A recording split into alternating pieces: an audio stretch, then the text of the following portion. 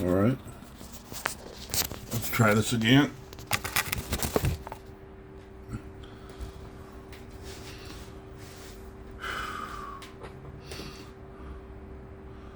Not even sure where to start.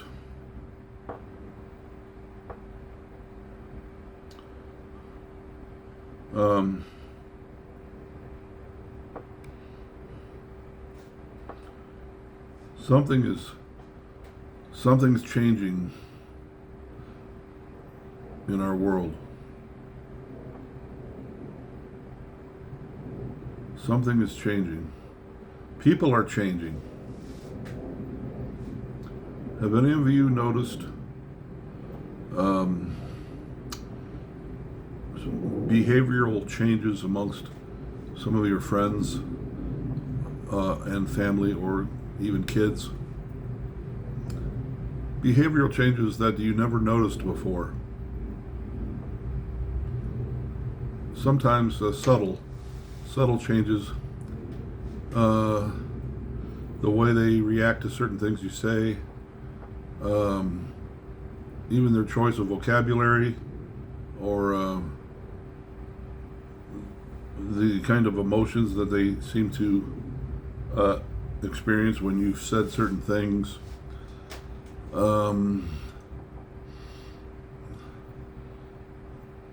I don't know if it's just that we're all becoming more and more somehow hyper aware, hyper vigilant, because of the tremendous polarization that is going on. I mean, it is like, I don't know. You know what? I don't know if it's really any different than it was 50 years ago. I think back to like the late 60s, you know, when the Vietnam War was underway, and, you know, everything was like love and peace and long hair and smoking weed and so forth and so on amongst so many millions of the young folks of our country. But then the government was like, in their infinite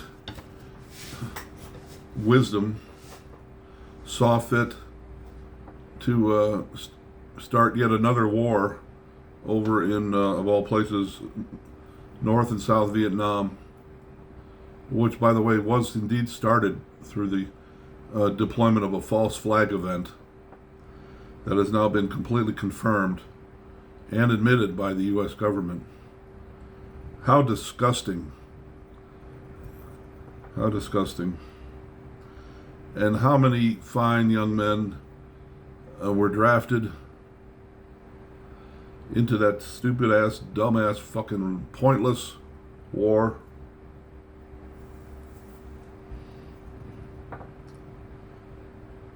The polarization was so intense back then. Is it any different now? Well, with you've got the Trumpers and you've got the, you know, the liberals, you know, the blue crowd and the red crowd. Is it any different now? Think about the late 60s, man. You had millions of young people showing up for anti-war protests. And yes, there was some violence. I think of like the Kent State murders. Unbelievable. The incredible violence that erupted in Chicago during the 1968 convention.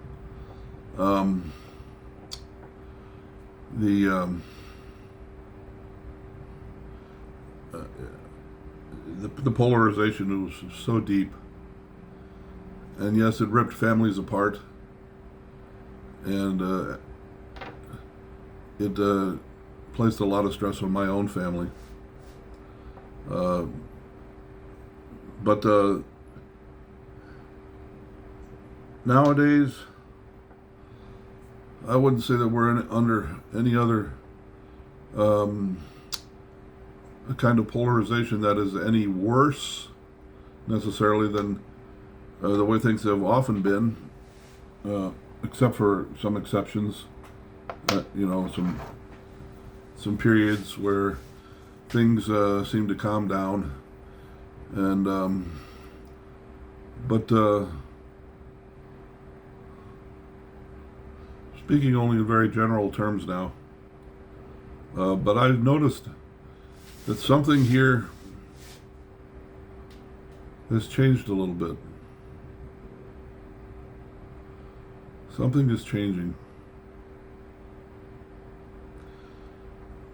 These subjects are so fraught with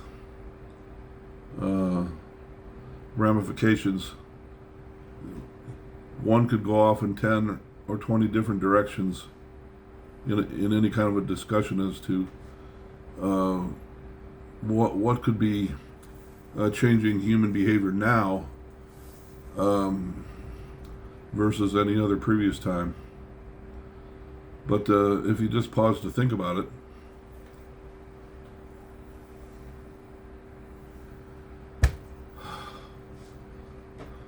have you noticed anything unusual that they've built on the street corner just an eighth of a mile down the street from where you live?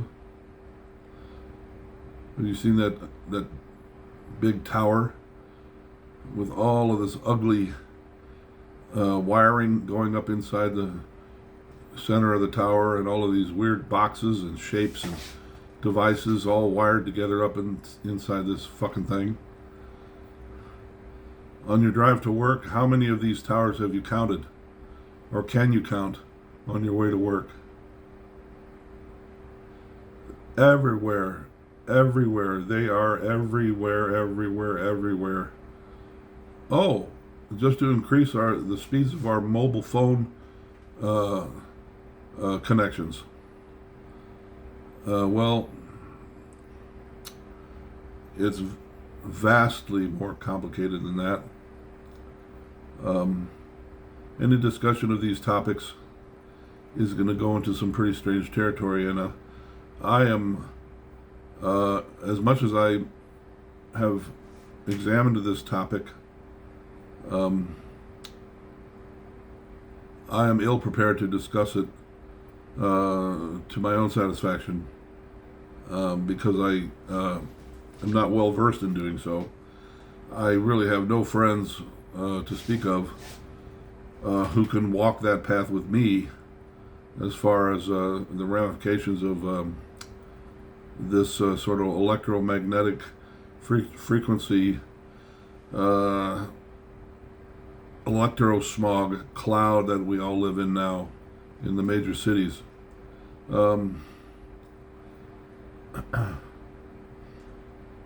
are all living in what I can truly only describe as a living hell, actually. A nightmare. We are being bombarded by very high levels of radiation. This can be measured. You can purchase, if you're willing to drop $200 or $300 or $400, you can acquire a detection device. Many of them are quite well made, and they work very, very well. And you can easily detect the amount of microwave radiation that is coming at you from various directions, right where you live. And of course, the microwave and electromagnetic radiation is all intertwined with the towers, the cell phone towers. Not to mention the electric grid itself. There's all this dirty electricity, as they call it, dirty radiation that is thrown off by the electric grid that goes right through the walls of our homes. It's a goddamn fucking miracle that any of us are still alive, trying to survive inside this soup of radiation.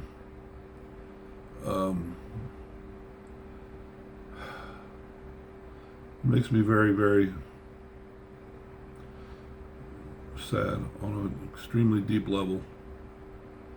It makes me very sad that it has come to this.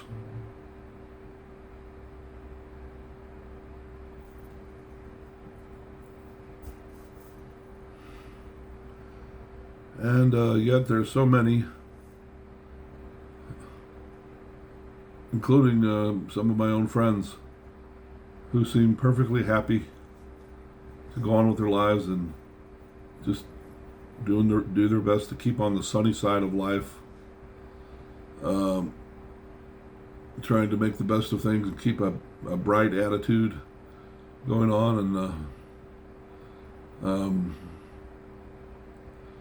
and in some cases, I have friends who absolutely refuse to discuss any of these issues. Electromagnetic radiation, microwave radiation,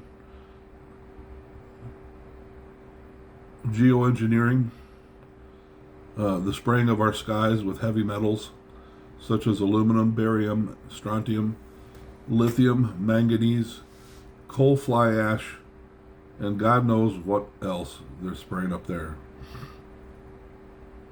People won't talk about it. They don't want to talk about it. They can't bear to discuss it.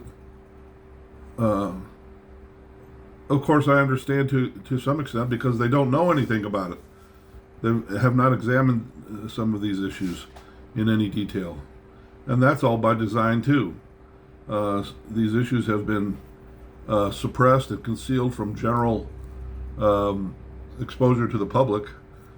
Many of these programs and developments were military based and just sort of went on for decades, if not generations, essentially out of the public view. But all that is changing now, and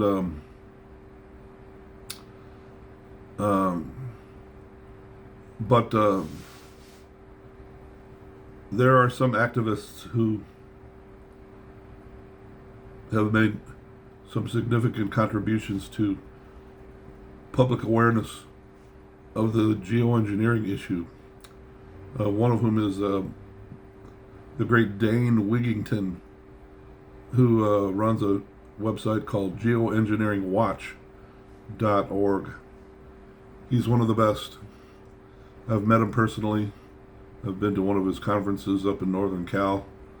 He's one of the best. He is a warrior, man.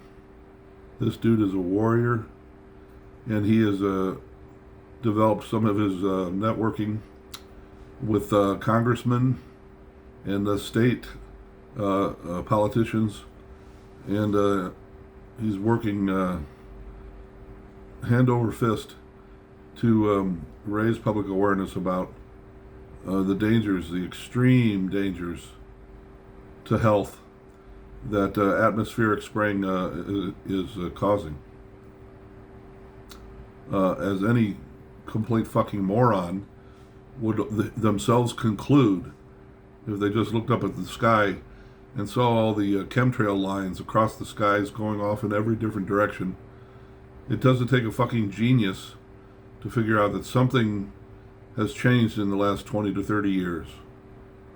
The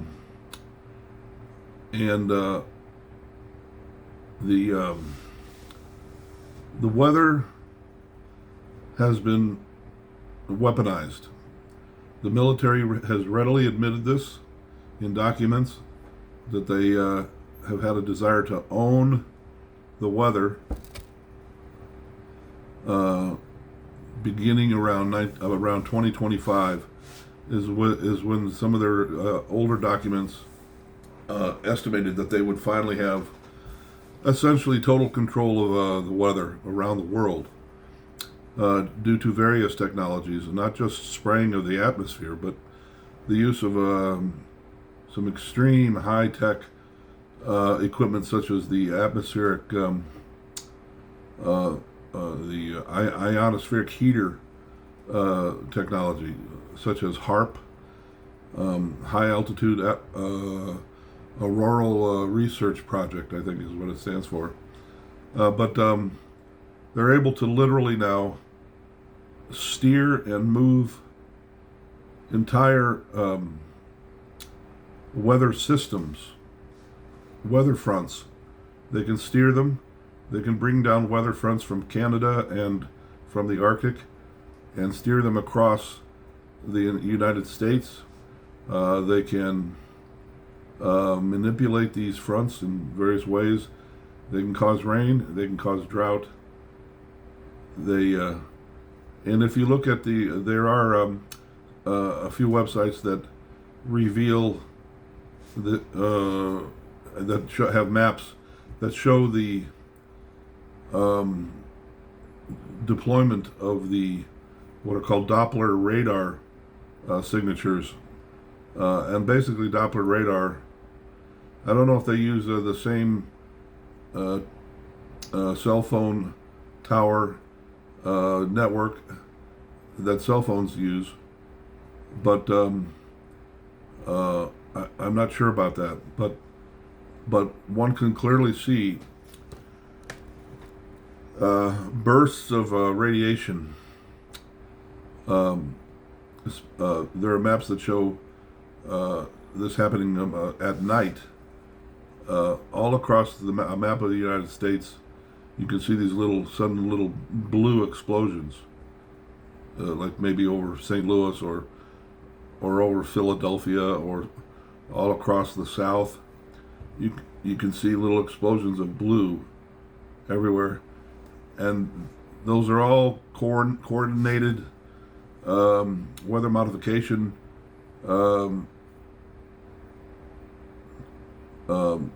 technologies that contribute to the steering of a weather front or the enhancement of a weather front to create ice conditions or rain or snow or even just drought. This is all well-known stuff here. I feel like I'm just sort of going over stuff that should be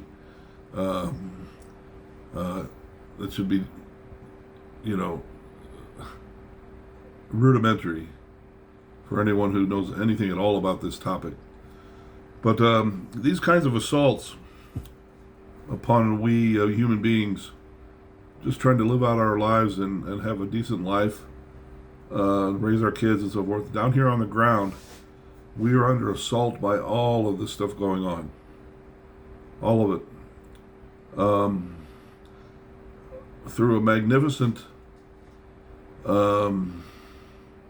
series of events, the powers that be have completely 100% succeeded in addicting almost the entire public to cell phone technology.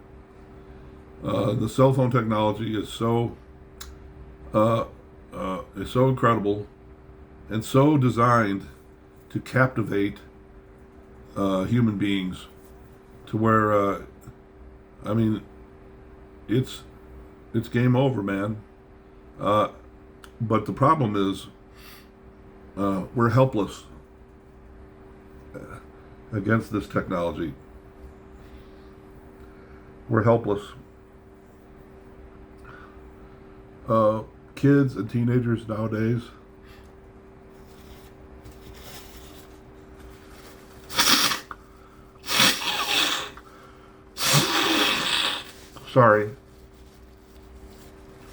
kids and teenagers nowadays go into deep, dark depressions and sometimes become suicidal if they lose access to their cell phones. Or they go into depressions and become suicidal because of their access to the cell phones and all of the social media and interactions that are the result of acute interactions between people and their friends or acquaintances. The interactions have become so intense and so highly sensitized that a lot of negative things have become the result. I'm personally not only a victim of such misunderstanding that was entirely the result of miscommunications through texting or messaging, like on Facebook, for example. All kinds of misunderstandings can occur that were not intended necessarily the way that they were perceived. All kinds of human communication is under extreme duress, one might say. No, I don't know if duress is quite the right word, but under extreme transformation. And we're all paying the price for it. And now, having said that, the cell phone is also, at the very same time, quite a magnificent device for keeping us in touch with family members or business contacts. If we're running a business and we need to have names, phone numbers, contact information, and things of that kind, can quite radically increase our ability to essentially, improve our lives. But the unfortunate downside is that the devices themselves, the cell phones themselves, emit a very significant amount of microwave radiation. And there are cancers now routinely associated with individuals who would always carry their cell phone in a certain pocket, like a front breast pocket.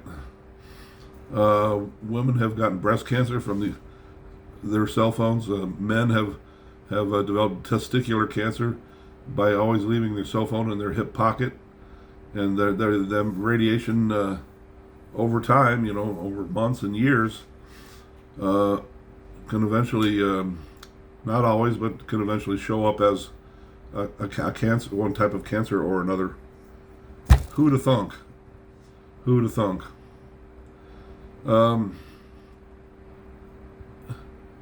Everything's just, it just seems like the whole freaking world is losing its goddamn mind. It's losing its mind. I know I'm just rambling on and on. Maybe some of you out there can resonate a little bit with me about some of the things I'm feeling and some of the things I have mentioned here.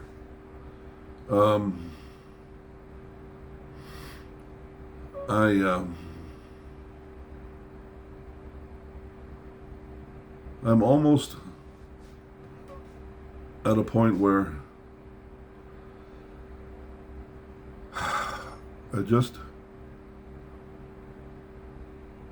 I'm losing interest in even talking about any of this stuff anymore. So few people are hip to the dangers of all of these issues. We are so distracted as a culture by things like football or the last thing that got said on on the Joe Rogan show by such and such a person that caused, that went viral and caused such an uproar. Some of the bullshit that is spewed out on a daily basis from news outlets like MSNBC. Unbelievable bullcrap. It's just astounding to me. I used to be a staunch supporter of MSNBC and a full-blown hardcore Democrat all my life. Up until, strangely enough, I cannot explain it. I never would have seen it coming. But up until about About 5 years ago, something happened. Something changed. During Trump's first term, I was quite vocally anti-Trump. I posted frequently about what an asshole Trump was, on Facebook.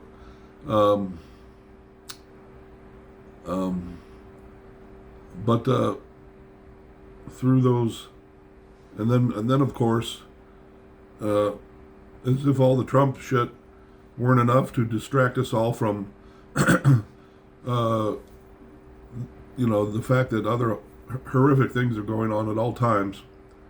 As if the Trump thing weren't enough, then they fucking hit us with this phony ass COVID pandemic, which, in my personal opinion, COVID itself, and I'll stand by this till the day I fucking die. The COVID thing, whatever it was, and I'm not even saying it was a virus, it was a bioweapon. It was a bioweapon that was released upon the world populations. It did not. It's just laughable that when I hear people on the news talking about how it originated, the final word on the matter from from Congress and from the CIA or from the FBI or from the National Institutes of Health or some dumbass agency or another, that the final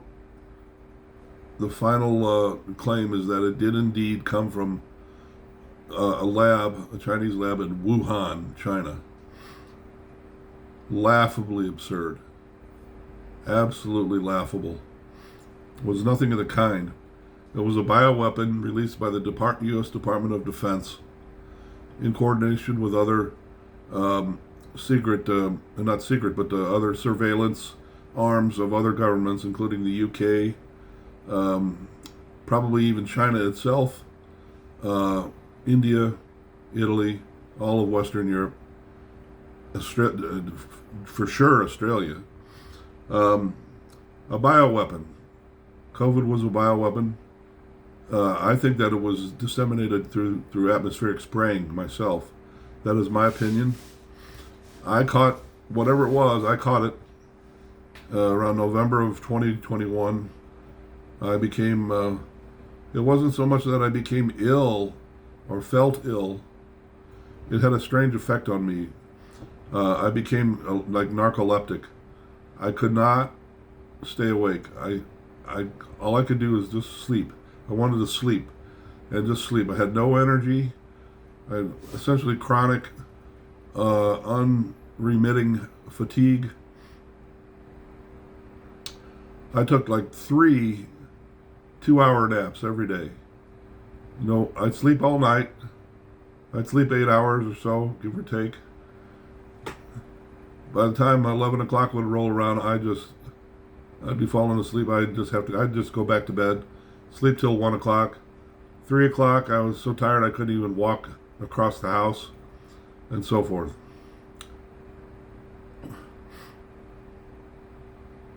I was actually, after about 3 to 3.5 weeks of this scenario, with no sign of it changing and no sign of improvement. And this was right during the max part of the COVID scare, which was all a psyop that was orchestrated by the government and governments around the world. My next door neighbor, who happens to be my landlord, he absolutely insisted that I go to the hospital and get checked out. He wouldn't take no for an answer. He actually called the fucking ambulance, and they came and hauled my ass down to the hospital. I packed a little bag, and off I went, and I spent the next 12 days in the hospital with no improvement whatsoever of any kind. None. And they wanted to do certain things to me. They wanted to... I knew that they would potentially try to put me on an intubation, which I insisted I would not accept. I refused to go on an intubator. and they put a little wristband around me that said DNI, do not intubate, believe it or not. And that may have actually saved my fucking life, because as we come to find out now, 3 or 4 years later, the hospital protocols themselves were murdering patient after patient after patient. By the tens and possibly hundreds of thousands of people were routinely being intubated, and then of course drugged with remdesivir, morphine, and midazolam, a deadly cocktail of drugs, with the same result every single fucking time. They might last a week or 10 days on the ventilator, and then they would die of asphyxiation due to the buildup of fluids in their lungs and in their system due to the use and deployment of remdesivir itself. And then, of course, the midazolam and the morphine were respiratory depressants. So the whole cocktail and the whole entire protocol was designed. There couldn't have been a better cocktail and protocol designed to kill somebody off and have it just sort of look like, no questions here. It's just another COVID death. A cousin of mine in St. Louis was murdered this way. He was murdered on the intubator.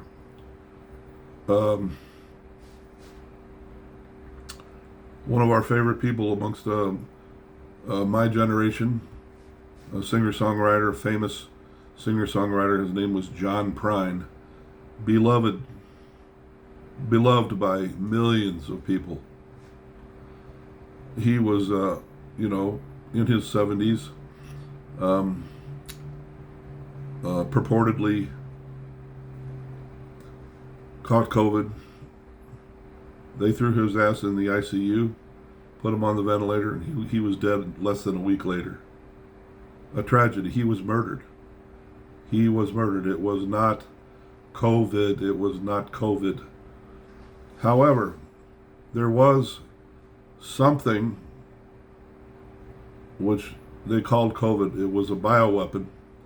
I think it was an atmospheric aerosol, like a nanoparticle aerosol that was sprayed across the world and heavily sprayed across major cities.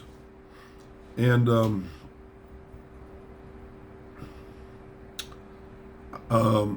but having said all of that,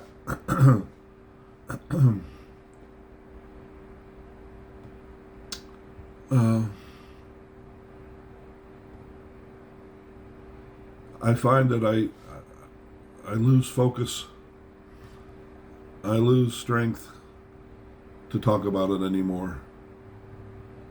And maybe that's not good. Maybe I somehow need to find a way to remain involved so that some of these issues can be, will not go away, because and of course the powers that be, they continue to belch out bullshit about new vaccines coming down the pike. And they're still pushing the COVID vaccines. What those vaccines actually are now, what they're made of now, and what's in them now, 4 years after they first were released, who can say? Who can even say? But now, these sons of bitches are talking up this bird flu bullshit. I don't buy it for a goddamn minute. I don't buy it. I don't buy it. I know lots of people who don't buy it. And,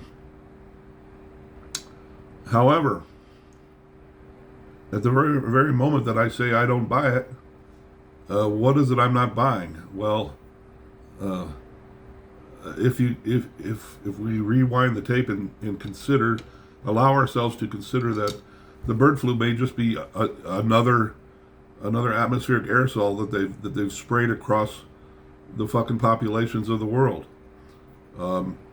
in which case it is real. It could be real, uh, a thing that could cause illness or even death.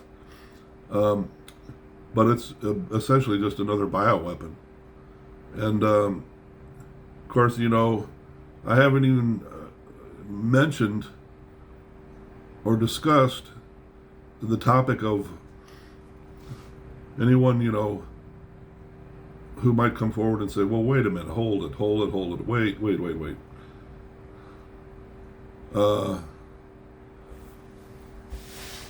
Who would be behind, who in government or behind government would be behind such diabolical programs? Well, then, when you start to examine that question, you get into some very, very tough territory. Very tough. And the overall vast majority of the public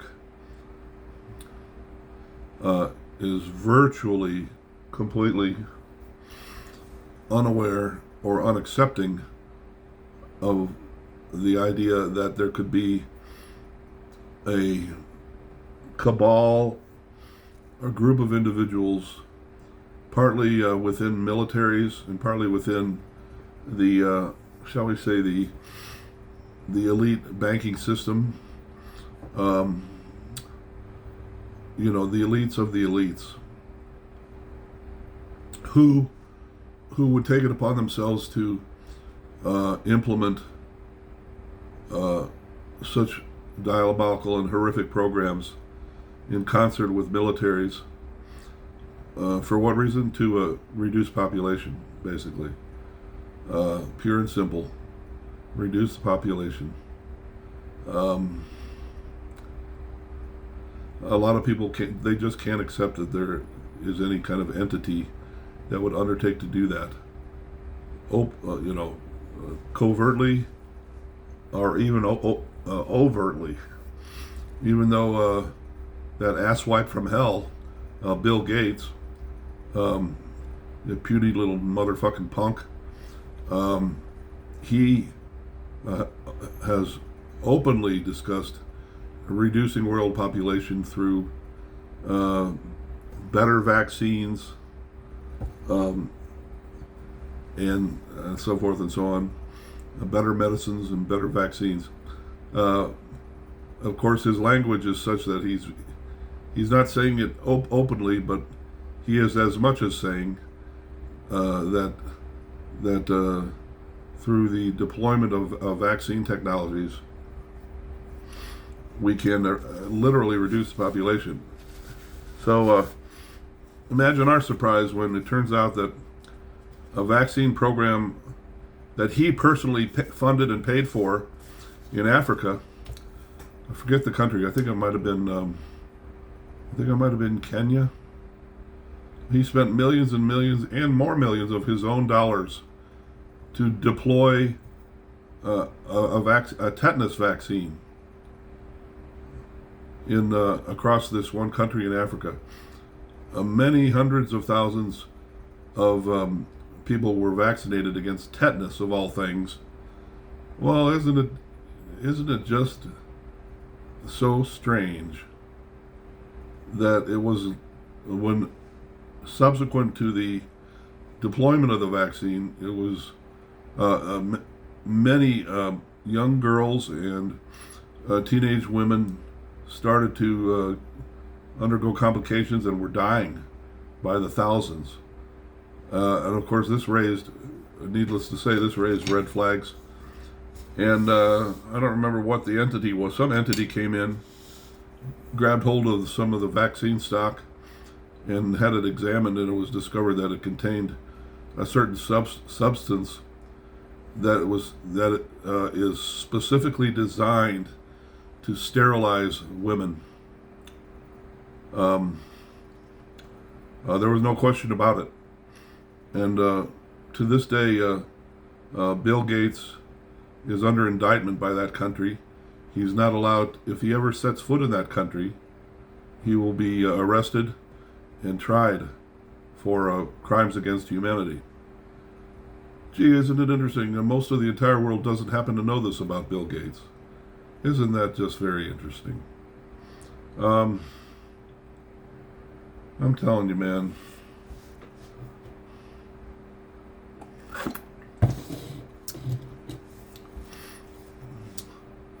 Same with this little prick, Anthony Fauci.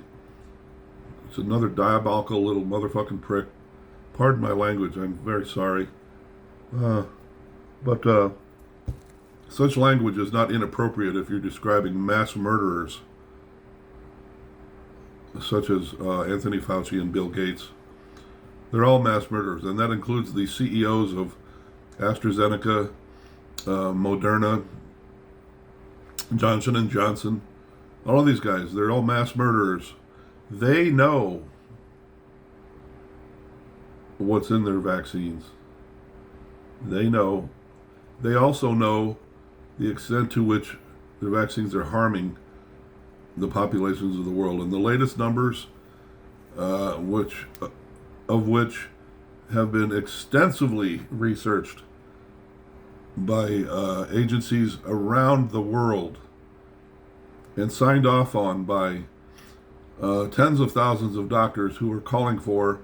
There's at least 17 or 18,000 doctors, I think, that have signed a document calling for the immediate stoppage to the COVID vaccines, to terminate their distribution and pull them off the market and put an absolute end to their use. But there are research groups, one of whom is, let's see who, well, I can't drop any names right at the moment, but the current numbers, if you crunch the numbers, yeah, I think of one of these guys, his name is Ed Dowd. He released a book, an entire book about this topic, the numbers from the various health agencies around the world, including the VAERS system in the United States and the, what do they call it, the yellow card system in Britain. But every country has their own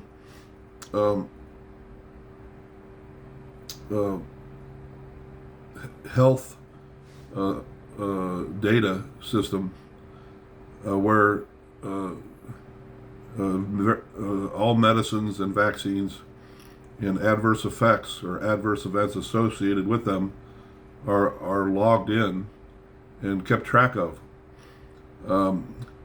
But a Harvard study a couple of years back, a Harvard study went into great excruciating detail, and they came to the conclusion that, for example, the VAERS program, which stands for Vaccine Adverse Event Reporting System, they came to the conclusion that even the huge numbers as reported in the database of the VAERS system was only about 1% of the actual adverse events and deaths associated with the COVID vaccine.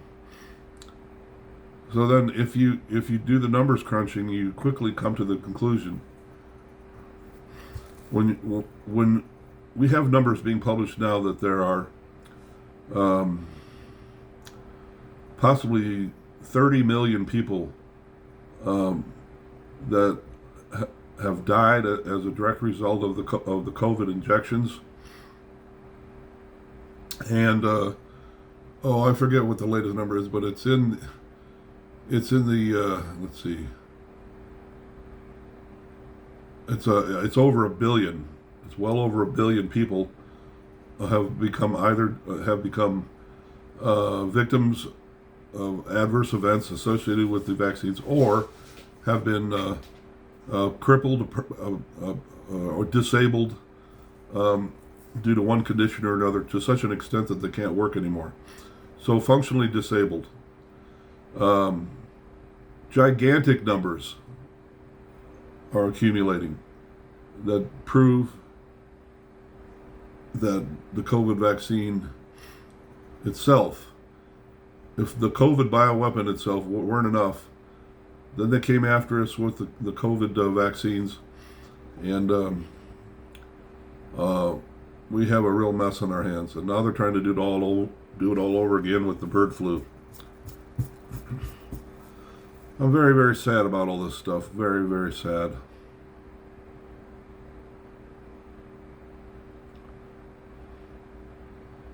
I just don't even hardly know what to say anymore.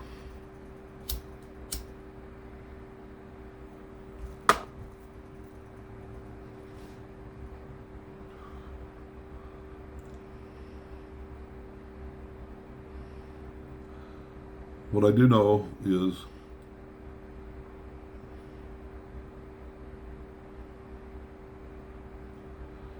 I will continue to do my best to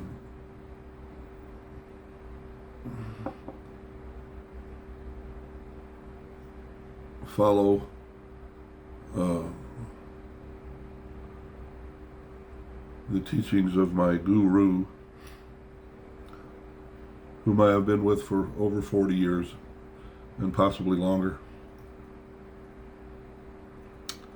I know there are many in this world, perhaps Christians or Muslims or some other religion, who would, when they hear the word guru, they just cringe and they don't understand. But ask me if I fucking give a shit. Ask me if I give a goddamn fucking shit. Because I know what my relationship is with my guru. I know that it's real. And we've been together a very, very long time. And I have been the recipient of several miracles that were without question due to his influence in my life. But with all of this dark, diabolical stuff circulating all around us at all times, I try to stay connected to my guru, my teacher, my beloved master, and just try to make my way through. That's all I can do. I'm not in the greatest of health myself. I don't have that many days left on earth here. There's not much runway left before I crash into the river. And I'm acutely aware of that. But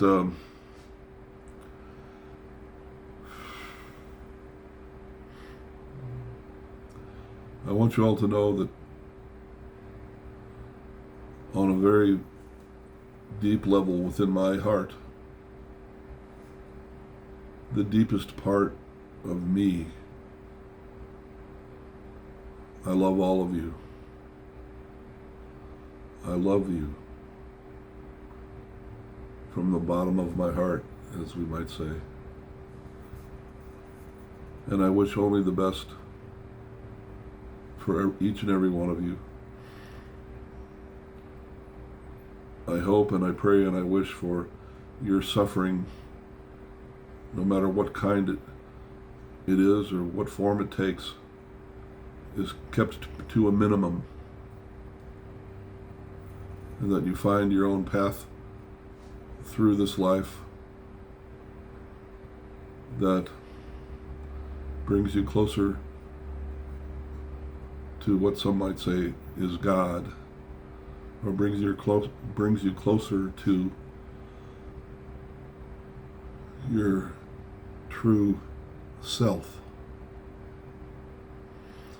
And in my world, the true self and God are one and the same. So with that having been said, we'll sign off for the evening.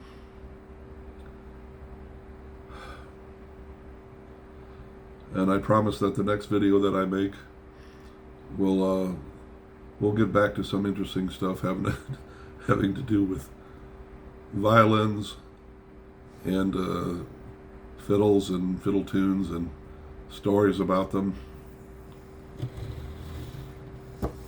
Okay.